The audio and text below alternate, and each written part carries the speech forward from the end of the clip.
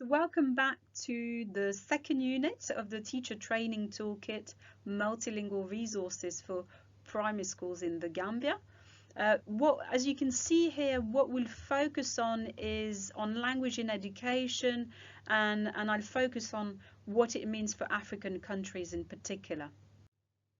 I'll start by talking a little bit about African languages and education, then I'll move on to um, getting you to understand what language in education policy is, and we'll focus on post-colonial context, which means really context where you've got a European language living alongside local languages, which although they might be labeled non-dominant languages, might actually be the languages that are spoken by the majority of people, and that certainly applies to the Gambia, for example. Then we'll focus on the Gambian context, language in education in the Gambia, and then to conclude, we'll say a few words about multilingual education. So if you remember what we said about translanguaging education, or pedagogical approaches for that matter, in the previous unit, multilingual education is a slightly broader term. So when you take a translanguaging pedagogical approach, it's a specific kind of multilingual education, if you wish. So for reasons of time, let's hone in on Africa, but what I discuss here largely overlaps with what has happened and continues to happen in other countries that were colonized. So for example, in countries in South America. So during colonization, it's as you can see here on the slide, so European languages tended to dominate education environments, but not only, but there were instances when the use of African languages in education was supported, particularly in countries that were colonized by the British. However, it's worth to say that this was often for the sake of producing an African workforce who would support the flourishing of the empire, rather than enabling them, for example, to gain better access to education. So important decisions, this is so, I'm simplifying, so much that's happened there. But as you can imagine, when countries became independent, really important decisions had to be made by countries in Africa regarding the ways in which African languages were going to be integrated or not in education. We're focusing on education, but as you can imagine, it wasn't only about education. And there were relatively speaking there were relatively few countries that resisted this pervasive ideology of using a European language as a means to achieve or maintain unity after independence. So exceptions include Tanzania, which adopted Kiswahili rather than English as the medium of instruction in primary schools. Bambara, which is widely spoken in Bamana in Mali, was chosen as the language of instruction as well in many primary schools. That was instead of French. Ethiopia, which wasn't colonized like other African countries have been colonized, chose Amharic as its official language. Guinea-Conakry, which has a close connection with the Gambia, 8 national languages were chosen as languages of instruction, but this lasted only for about 20 years until 1985 when Sékou Touré died, and then French resumed being the language of instruction in the country. And since, this is a very, very rough summary, but since their independence, there have been many changes to African countries, language and education policies, and these are worth you looking at and worth you asking yourselves to the extent to which the languages which children are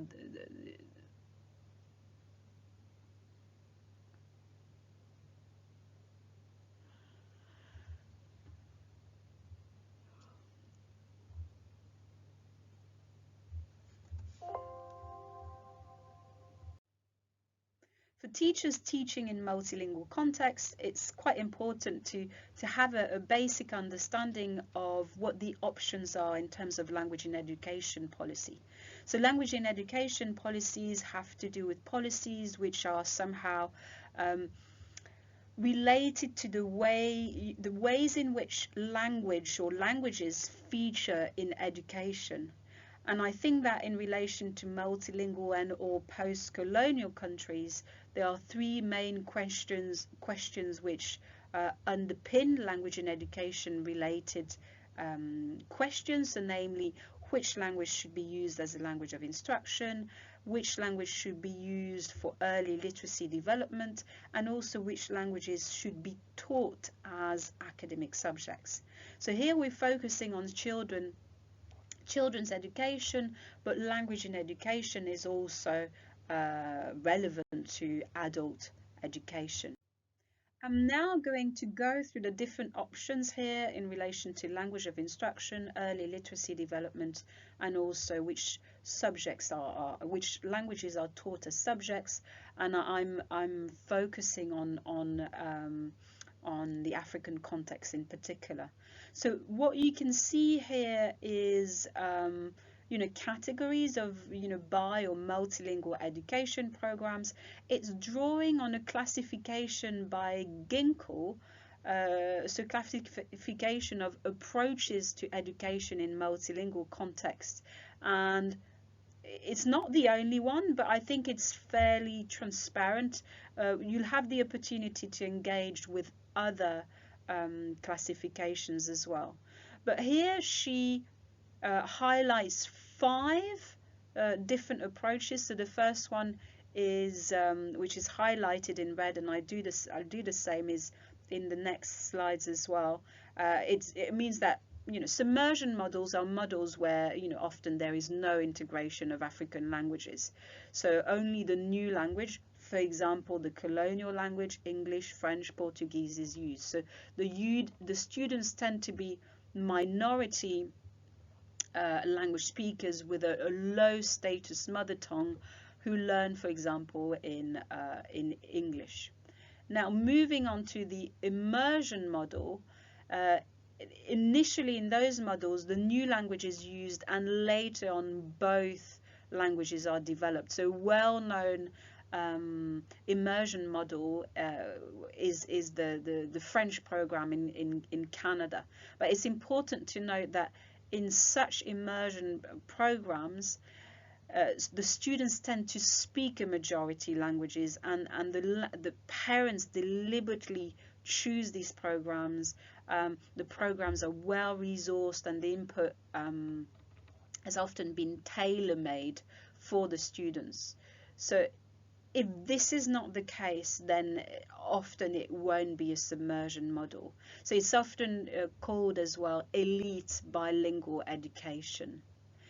Early exit model and later exit model you might be more familiar with. So it refers to, so early exit models is where the first language of the child is used, the L1 as we suggested earlier, is used as a medium of instruction during the first 4 years of education, and after that the new language is used as a medium of instruction. It's worth noting that in practice it tends to be more 2 to 3 years.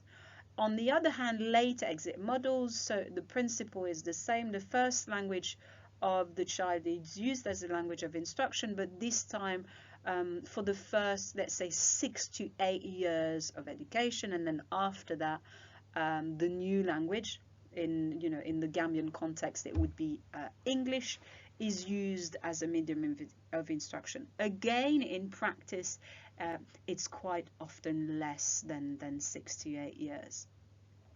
The additive or dual language models, to conclude here, are models where both the first language and the new language are used, are combined, are used alongside each other throughout education. So although the common view is that we should aspire to use mother tongues as languages of instruction for the whole primary cycle at least, it's worth, it's fair to say that this is rarely followed, and exit models are opted for instead. There are many reasons for this, ranging for fear of lack of public support, teacher training needs, human resources, and so on and so forth. Now, regarding the early literacy development, as we saw in relation to the language of instruction, in some contexts, the literacy teaching might be in a European language only. So here I'm very much focusing on African education context, but and that's why, I highlight no integration of African languages here. Another scenario obviously is instances when, actually we have local language literacy teaching, and that could be, well, it's worth considering how long for, and is it only in the local languages, but it can be as part of, for example, parallel or sequential approaches. A parallel approach corresponds to what's been happening in the Gambia, which is likely to change over the years to come. So, but until now, over the past let's say 9 years, what's been happening is that you would have national language literacy lessons operating alongside English language literacy lessons. So that's why it's called parallel, it's both at the same time. In other contexts, what would happen is that you first develop literacy in one language, then you start introducing another language. What's worth considering as well is that, what is which language is used for numeracy teaching. So in some contexts you have we still might have a European language dominating the education system, but somehow early literacy and numeracy development, the teaching happens in the local languages. And finally, we're moving on to the third question, which languages are taught as subject. Again, in red, we've got what we've got is a reference to context when only non-African languages are taught. So the children are not taught the languages that they know. But African languages obviously are sometimes also taught as subjects, and there's a range of questions to consider if that's the case. When does it happen? Is it throughout education? Is it at certain times only? Which African languages are taught? Have the children, the young people, got the opportunity to learn languages other than their mother tongue, etc., etc.?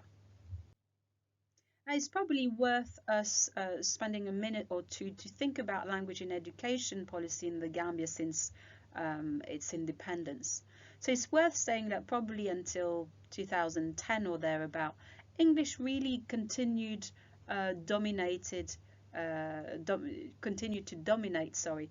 education, and therefore there was a mismatch between the reality of the education in the Gambia, which is highly multilingual, and the official approach, which was clearly in favor of adopting a monolingual approach focused on English.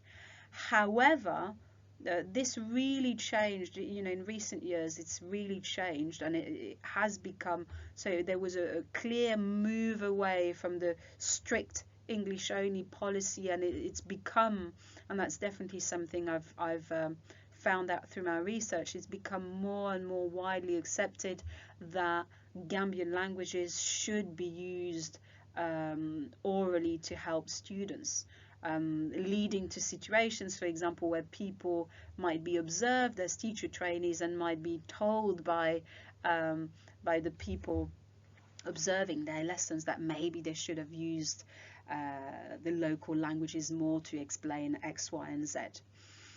Now, this is changing, and so two things that are worth mentioning here. I've already alluded to the early parallel biliteracy program, so whereby national language literacy lessons were introduced alongside English literacy lessons. But also in November 2023, there was a new language of instruction policy was approved by the government, and this new policy suggests that 7 national languages should be used as languages of instruction between ECD and grade 3. So huge changes within the language in education policy context in the Gambia, and the implications obviously for teachers are significant, because it will really impact on what they're doing, and impact positively obviously on the learners. So we've talked about translanguaging pedagogy in the first unit. Here I want to talk about a term that is a little bit broader, so namely that of multilingual education. And you've got a definition here by UNESCO. So they say that multilingual education is about the use of at least 3 languages, for example, the mother tongue, a regional or national language, and an international language in education. There are many different definitions, and hopefully you can see why this term is adequate to talk about the Gambian education context. So remember, for the toolkit, however, what we're talking about is an education approach where we embrace all the home languages of the students. So it's about embracing multilingualism in education, about ceasing to see multilingualism as an issue, and what we focus on is developing teaching aids that somehow embrace all these languages. So in that sense, because of that specific focus on really engaging with the whole of the learner's linguistic repertoire, it's a specific kind of multilingual education approach which is best labeled as translanguaging or mother tongue based multilingual education. But why should we embrace multilingualism in education? Well, the benefits are numerous, and I've tried to organize them here in by themes. So I've got, the first one is, there are benefits that are educational or cognitive in nature.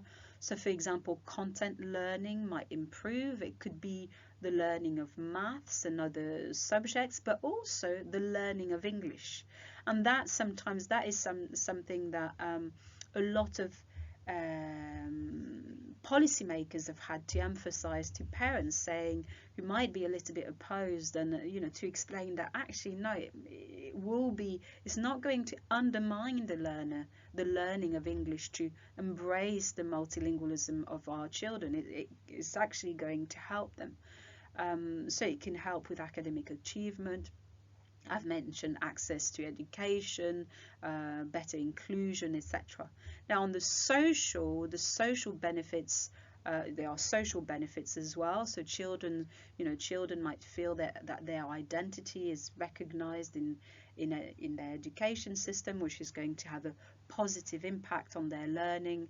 In some cases, it might be about promoting better interethnic relations, etc. There might be political benefits as well, in that some would argue that better educated young people might be beneficial, for example, for a country's economy. Cultural benefits, well, one of the most obvious ones here is that the cultural heritage, by focusing on multilingualism in education, it might be easier to make the cultural heritage of the country more visible. So what about multilingual education and the toolkit? So I want to emphasize here, and this is, this slide is very much informed by conversations we've had with teachers. So the toolkit is not about teaching literacy in the national languages, or at least it's not only about that. It's about supporting the development of resources in the languages of the learners, and therefore making their home languages more visible in the classroom and beyond. It could be beyond the classroom in other spaces in the school as well. So it might, yes, granted, it might actually benefit students' literacy development in the national languages and other languages they might know, but it might also help them, for example, understand maths better and so on. So it all depends on the focus of the material developed, and also on the intention of the speaker. What the toolkit is about as well is about actively recognizing that students, classrooms, schools in the Gambia are inherently multilingual, and that this multilingualism can be successfully embraced when when teachers are provided adequate support. So that's what we're trying to do with this toolkit, to provide the support to allow teachers to realize materials that probably they felt they couldn't develop because they might not know the language. So here, this is my final point on this slide. Yes, absolutely, teachers will often work with languages they do not know, but so do, for example, teachers who work, let's say, in a different kind of multilingual environment. But if you take teachers in London, sometimes they might have up to 40 languages represented in their classroom. And the teacher may, quite often might only speak one or two languages. So this shouldn't be any cause for concern. It was my point here. So to conclude, I hope that this second unit has helped you clarify the wide range of ways in which multilingualism can be approached by educators in post-colonial contexts, so countries that have previously been colonized and that are highly linguistically diverse, but also to reflect on the relationship between English and the other languages spoken in the Gambia, and what that might mean for education.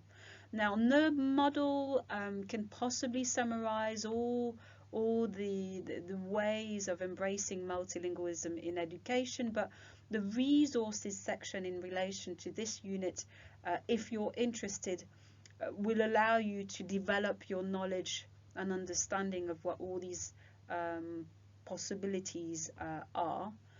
It's fair to say that in language in education policies which are trying to embrace multilingualism in education, and this applies, for example, to the Gambia, are influenced by a wide range of factors. So I've tried to organize them here. Some of them are economic, socio-political, educational, cultural, and linguistic, technological, community, and parental. So here, for example, parental support is really important when one develops in language in education policies.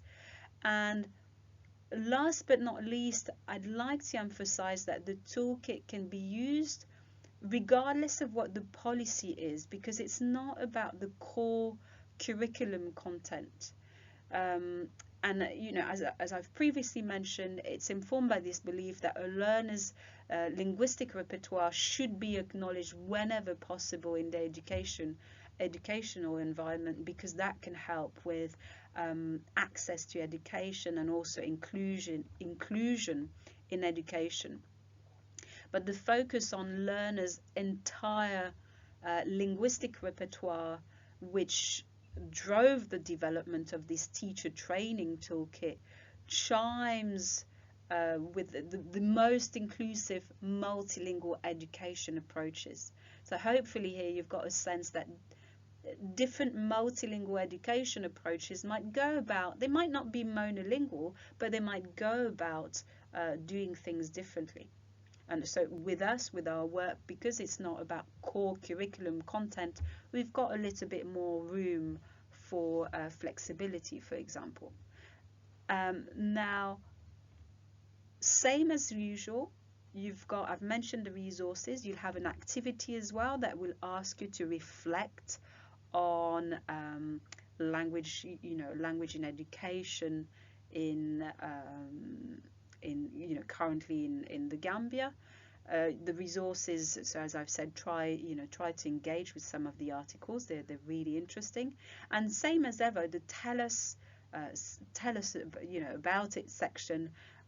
Do use it, answer the question asked if if you're so inclined. If you want to make different comments, same as ever, do feel free to do so.